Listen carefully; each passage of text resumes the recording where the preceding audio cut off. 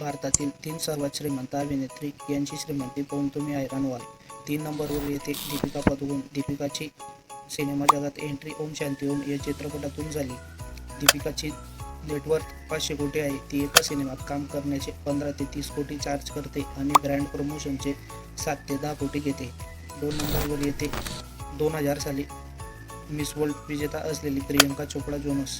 प्रियंकाची बॉलिवूडमध्ये entry the hero या चित्रपटातून झाली. प्रियंकाची नेटवर्थ 620 कोटी असून ती एका चित्रपटात काम करण्याचे 15 ते 40 कोटी चार्ज करते आणि ब्रँड प्रमोशनचे 5 कोटी घेते.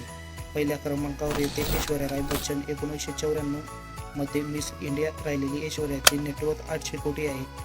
एका चित्रपटात काम करण्याचे 10 कोटी चार्ज करते आणि ब्रँड प्रमोशनचे 6 ते 7 कोटी घेते. मित्रहो, यांच्यातील कोणती तुमची आवडती अभिनेत्री आहे हे कमेंट करून कळवा आणि आपल्या भगवती फॅक्ट्स या चॅनलला सबस्क्राईब करा.